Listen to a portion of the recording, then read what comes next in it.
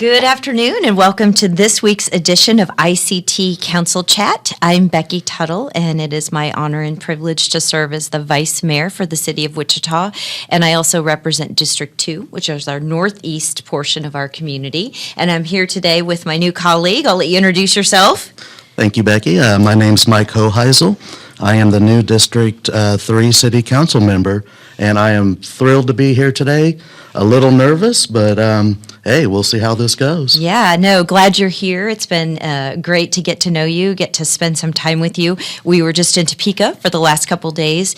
We had a conference that we all attended and then got to go and meet with some of our legislators from the South Central delegation and let them know a little bit about what we're interested in Wichita and our joint legislative agenda with the city, the county, the Greater Wichita Partnership, and REAP. So got to spend a few days with you up in Topeka and learn even more about you. So glad you're here. I appreciate that. It's been a blast so far. I love the people I'm working with. I love staff in the city. We're going to get some good things done and just continue the momentum we have on a lot of issues here. Yeah, and I'm super glad to hear you say that. I tell people all the time I have a little bit different perspective as an elected working for a local government because I used to work at the county. And so I worked under the leisure of elected officials. And so I understand now for our staff who truly are the content experts and understand their subject matter better than I ever could or should. But I think people have a deep appreciation for what we do at the city. And most of the time they have a deep appreciation when there's the absence of what we do, right? The water doesn't come out or the streets aren't repaired. But I think that once then you come and you work alongside the city staff, you have an even more robust appreciation for staff and what they do. I totally agree. Getting to know a few of the other areas of government in our city, our county, our state, the more I get to know them, the more appreciative I am of being on the city council. I think this is a place to be. This is where we can have direct impact on the everyday lives of our residents. And like I said, I'm just super grateful to be given this opportunity to help do some good things for our community. Awesome. We're glad you're here. So we're going to talk a little bit about what's going to be in the agenda for Tuesday. I can't believe it's going to be February 1st. If all of 2022 flies by as quickly as the first month did, it's going to go by really fast. But one of the things that we always do first on our city council agenda is we approve the board of bids. And so I remember when I first started, it was really overwhelming because there's a lot of departments and there's a lot of different numbers. And so, our primary goal is to obtain the greatest value of every dollar that we spend here in the city of Wichita, and the procurement of goods and services is vital to make sure that our departments have what they need so that we can efficiently and effectively provide services to the residents in the community. So if anybody's interested in learning more about the Board of Bids or the process, or you want to, or as a vendor, you want to be able to apply to, be able to work with the city and do business with the city, you can go to wichita.gov. And then I made sure I knew how to do it. So anytime I ask people to do something, I always make sure I can do it. So then if you go to get information, there's departments, and then it's finance, and then purchasing. And it's real easy to navigate. But then that's where our vendor self-service portion is. And so, for example, if you think that, you want to apply for one of our bids that we have, or one of our open bids, that's how companies, entities are able to apply. And there's a great instructional video, too, just in case somebody has questions. But there's also a phone number for helpful staff who can answer questions too. One thing I've always appreciated about you, Becky, is how prered you are. You don't come in flying blind on any of this. Well, thank you. I try my best. I think that's one thing that people are always surprised when they ask what is the most interesting thing about being on council that I didn't know. I said it's how much you have to read and research. I really feel sometimes like I'm back in college again, yes. Writing papers all the time because I spend an incredible amount of time reading and doing research.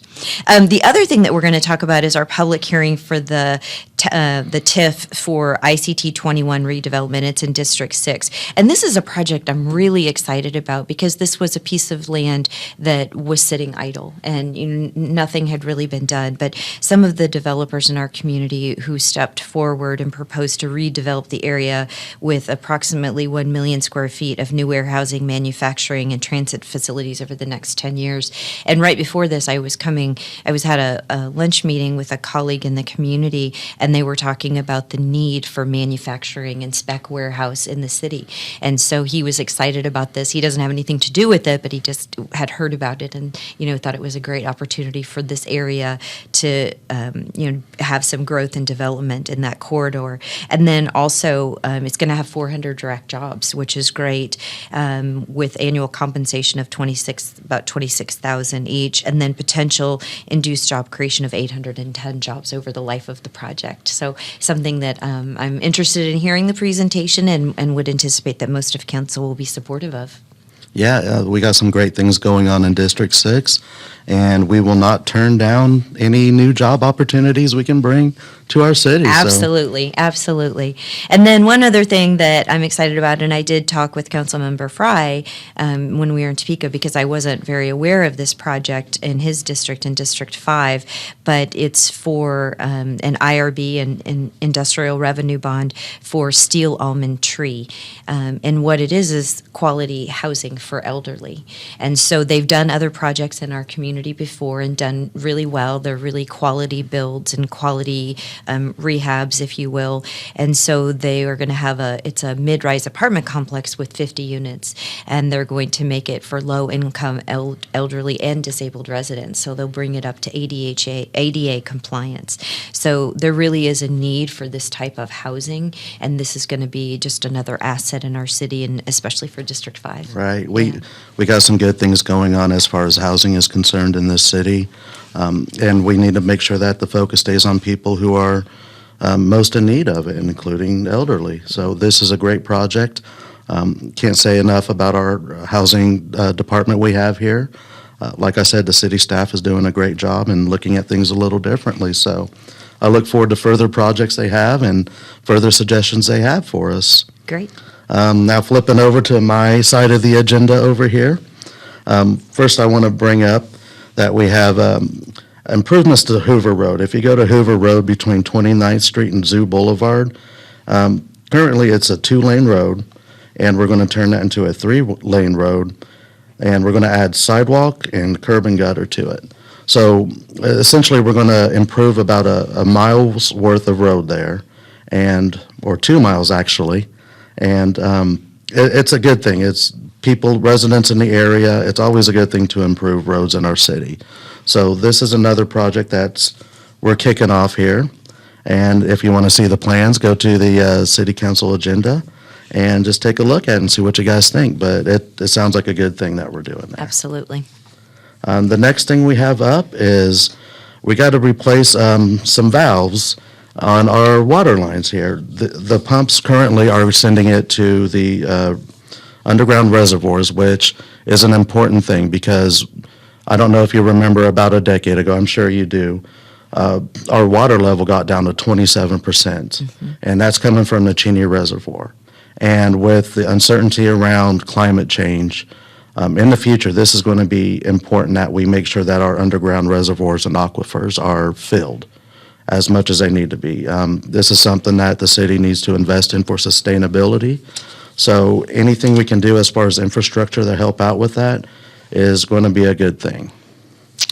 Awesome. And the last one, and this one is, if you talk about things that keep us up at night, and we're talking about the people who are impacted the most by our decisions. If you're not familiar with it, a couple of weeks ago when it got really cold outside, and we've had the increases in COVID cases, and this has also impacted our homeless population as well. It got to be to where some of our homeless shelters were having to close their doors because they had an overflow of COVID positive cases. We have things that we can do as far as helping people get into hotel rooms to isolate. There's federal funding that helps us out with that. Unfortunately, you also have to have one nurse per 12 people to get into the hotels, and you also have to have the hotels that are opening their doors to these people. We only had one hotel that stepped up and offered this, and with the shortage of healthcare workers and the stressed out healthcare workers we've had lately, it proved to be a very difficult task. So what we have here is we're going to help with Humankind Ministry provide $50,000 in funding to help them open a COVID isolation shelter. Yeah. And again, this is impacting the people that need our help the most. So when I see this come across our desk, this is something that really touches me, and it makes me proud to help work on this. Yeah, I agree. I think during COVID, sometimes we all have been in just, dealing with the lives, what it impacts our lives, where we live, learn, earn, play, and pray. And we oftentimes forget the most vulnerable in our community. And so I, too, was glad to see this agenda item. I know that there was a question during agenda review today because we've previously helped support humankind with another initiative with Winter Shelter. Yeah. But this is a separate and unique opportunity to provide some support for humankind, specifically for COVID. So I'll be excited to hear the presentation and learn more, but it sounds like a definite need and that we have an opportunity to be able to be a part of the progress. That's right, much needed. So I'm very appreciative of Humankind Ministries' efforts over the years, and looking forward to how we can continue to work with them in the future. Excellent. The other thing that's on the agenda that I'm very excited about because it's in my district is for Jabara Airport and to issue airport special facility revenue bonds for Clemens Aviation. So I've lived in the city of Wichita now. We moved here in 2002, so almost 20 years. It'll be 20 years Labor Day weekend. And I'm so excited that during the last couple of years, we've seen growth and development within that Jabara Airport. For a long time, Webb Road, there really wasn't much advancement going that way. So Clemens Aviation is partnering with the city, with the airport. And back in 2020, their plan included two 18,000 square foot hangars, and then it was amended to add another 18,000, and now we're amending the plan to have a total of 5 hangars. So very excited. Clemens Aviation is the group that was in Stearman previously, and I don't know if you've ever been down to Stearman Airport. Yep. Great. It's really almost a destination. You can go, you can eat, you can watch the planes come in. It's a real social place to be, and I think eventually they'd like to make Jabara Airport similar to that model. So excited to see it. The other thing, too, is that they're going to be transferring 17 employees from the Stearman to the new Jabara facility with a net of 24 new jobs over a 5-year period with their average wage of $71,000 a year. So, that means more jobs in the area and more people with more purchasing power. So it's just a win-win. It's a win for our airport system. It's a win for the city. Yeah, we talk a lot about jobs, but we also got to focus on quality jobs, and it sounds like this is bringing a lot of those in. Yeah, that's a great point. Yeah. So what do you think so far? You've been here, let's see, over almost a month, right? Almost a month, yeah. So what have you learned? What was the most interesting? What are you most excited about? What are you interested in learning more about still? More about everything, I know, but yeah, anything specific? When I first started, pretty much every department used the phrase like drinking water from a fire hose. Yeah, for sure. And I'm finding out that is actually the case. It actually is. I thought about this, and I could come up with 3 different words that I think would accurately describe my time here so far. The first one is informative. Yeah. Because you don't know what you don't know until you're starting to learn it. Right. So you have one idea if you're looking from the outside, and anybody who's listening and they think they have the best ideas on what to do. When you get in here and you're seeing the process and you get the information about the issues that you care about, and you have to take that straight, honest look at it. It helps you look at things a little differently, and you still keep your same morals and the same goals that you're trying to accomplish, but you understand that you have to go about it a different way than when you're sitting there, armchair quarterbacking from your couch. It's also been very exciting because I hear about some of the projects we have going. I'm seeing some of the reports come out about things that we can do differently and just ways to improve our city. So I am very excited to be a part of that. And also it's been very sobering because now the responsibilities are falling on us.